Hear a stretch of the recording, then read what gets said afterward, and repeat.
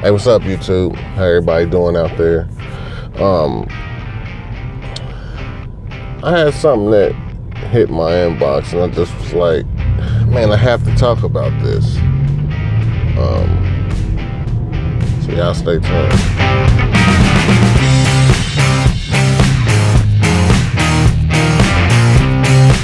Okay, well, I'm not sure if all y'all familiar with this, but we have a pitcher, Major League Baseball pitcher, pitching for the Milwaukee Brewers that when he was 17, he posted a whole bunch of, racist and, he kind of cursed out homosexuals and, things of that nature. And he shared it publicly on his Twitter. That was something he, posted a while ago. I couldn't imagine a guy being no older than 26, 27, so maybe it was 10 years ago. When I was 17, I thought like I thought now, I never took to Twitter to, call out, different races, and it's amazing how he posted. He did this on multiple occasions, and it's amazing how his excuse was, I was only 17, give me a break. And, since then, once it came to light, he apologized to, the Milwaukee Brewers fans. He apologized to some of his teammates, and, that's fine too, especially if it's, if he doesn't feel that way anymore. It's fine, apologize. But, what tripped me out is, I want to say after this came to light and he had his next appearance in a game, the Milwaukee Brewers fans stood up and applauded him. And it's like, well, two things. It's like, imagine all those people who, under 18, all these little kids, little black kids that were killed by police when they were 17 and younger, just because at that time they were doing something the police deemed a crime, even if it's a crime that doesn't warrant death, and even if it's a crime that you guys might think is just too bad. It's like, imagine if they had that excuse of being 17. It's like, nah, we don't give you that chance to make this better. We gonna just kill you right here in this street. We not going to court. You're not gonna see a judge. This one bad choice you made today is gonna be the result of your death. And I just think like his excuse of being 17 is really just an excuse. The the Brewer fans that stood up and applauded him. Now I don't know if they applauded him for what he said being racist, because you never know. I mean, racism is a lot of times, racist people are just cowards in a sense. So racism is a cowardly stand, So, if I could have someone represent this symbol of racism for me without me having to do it, formally in front of everyone in the stadium or in my public, private life, then fine, I'll stand up and applaud him. Now, if they was only applauding him because he apologized and they're supporting him, and, that could be the case, but on the surface, just for someone to look at it, it just looks bad. So, I guess the best course would have been, boo him and then applaud him as he, finished classes on race relations and take up some kind of learning protocol that teaches him how to be more sensitive to other races and cultures of people. And you start to think, even though this is baseball,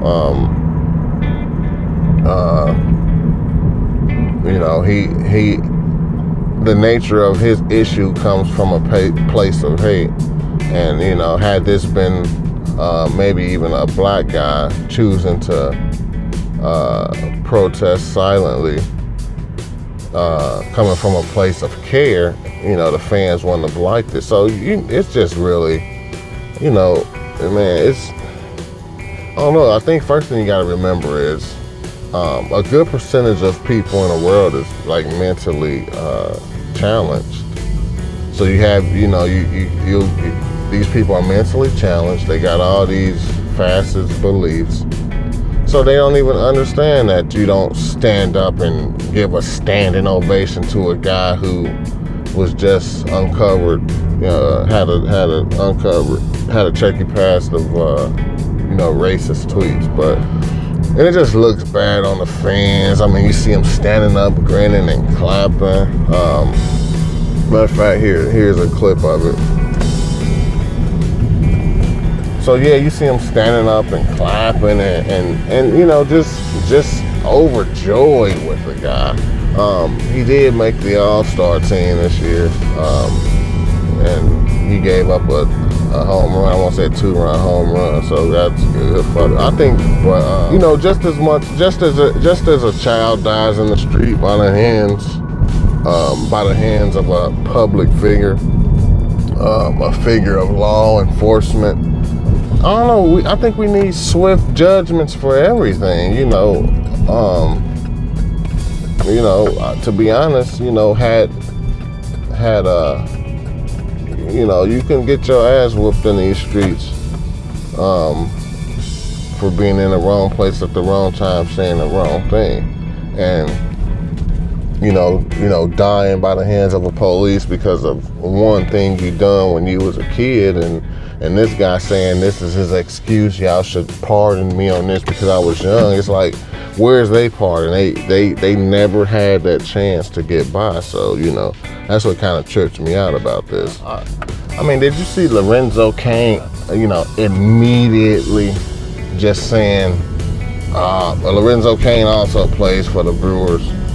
He immediately went into this spiel of we forgive him, we're teammates. You know, it's like, you know, it's like it's always so much compassion supposed to come from one side, while the other side just continues continue to, you know, display the hate.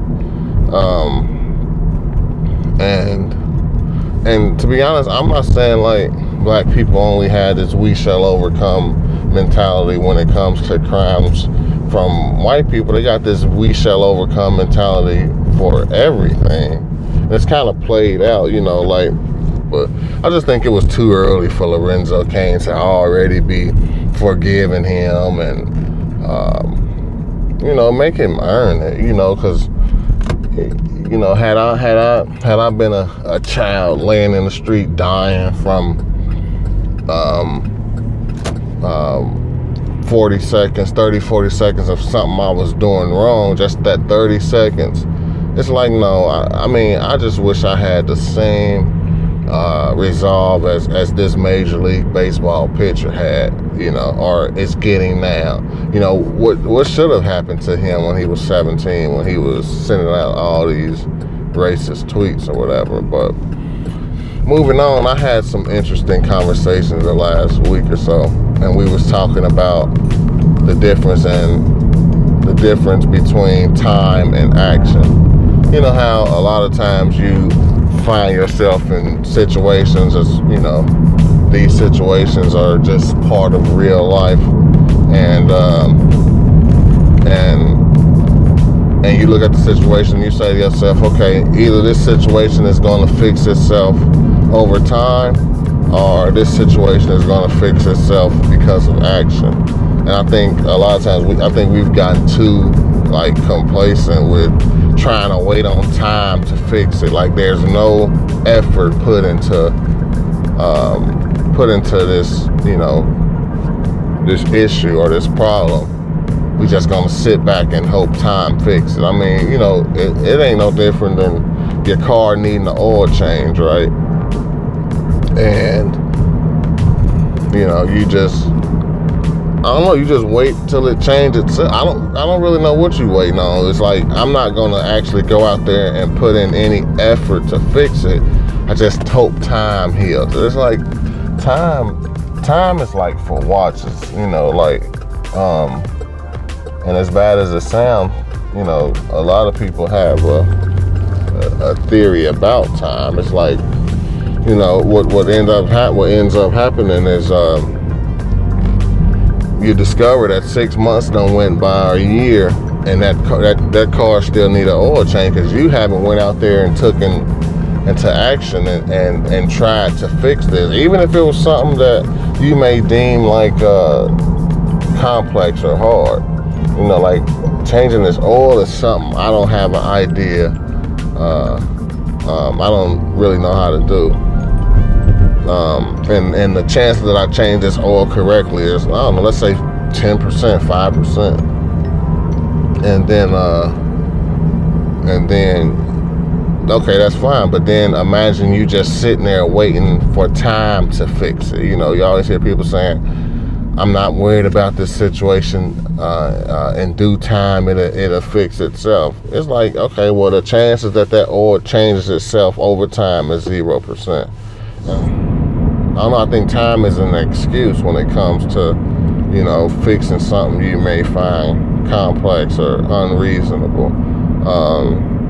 And that goes for like relationships and shit, anything, oil changes.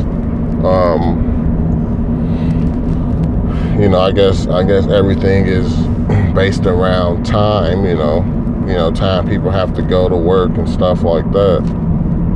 And time is a factor of judgment, I guess, you know, being late for work or whatever. But, you know, I think we got to move away from this idea that we don't have to fix anything, as in time it'll fix itself. Because it's like you never really know how long you don't know how much time you got to fix anything. And then it's like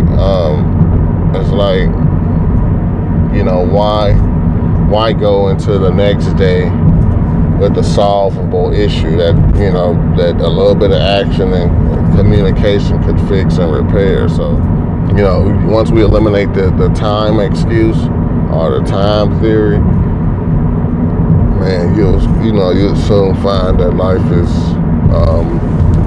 more manageable, I guess. Last episode, I kind of spoke on that situation down in Florida with the guy, Mr. McGlockton, dying over the parking space. And, you know, it's really just a kind of my view, you know. But, you know, I think, like, should he had pushed that man? But, you know, think about it. To be honest, his approach to that situation is like, how do I know what he's going to do? Why can't I end this threat? I mean, the initial threat is from the guy that shot him. So why should he have to wait to come across a threat that's much bigger than he can solve? You know, I know the guy shot him because he pushed him, but what if the guy felt like, well, you know, he'd have definitely, you know, committed an instantaneous crime. But what if he felt like, you know what, I'm gonna shoot his wife in the car just because I don't like how she's talking to me.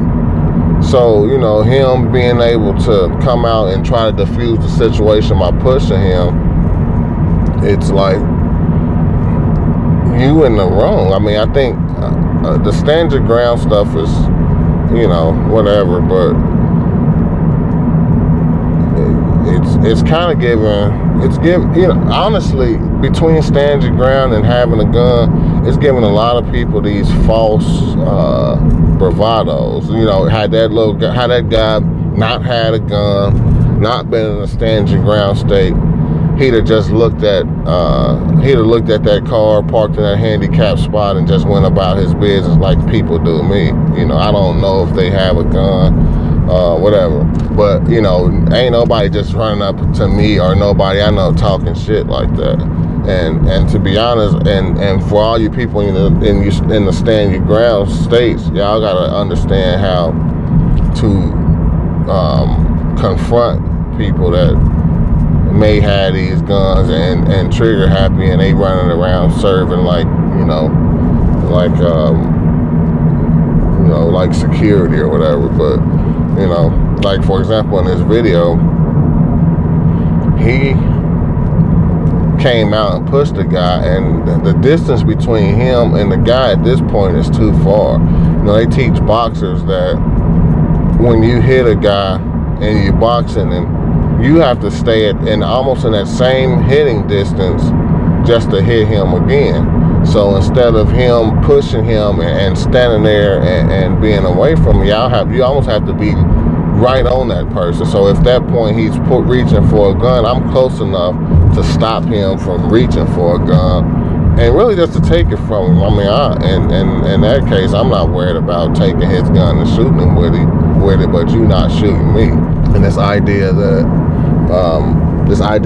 these thugs have to be eliminated on the street because they done something in their life before, or they have a record. If we gonna judge people off their record, then don't send them to jail, because if I'm going to jail for something I've done, obviously I've served my time. It should not be held against me.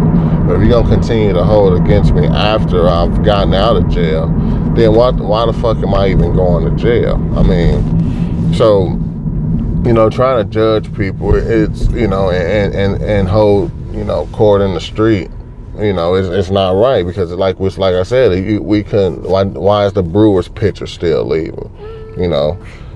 Pushing someone down, assaulting that one person is just as bad as assaulting and offending 1 million people online from your tweet, right? And I appreciate y'all watching, man. Go on and subscribe and share. My 6 Cents Show, signing out.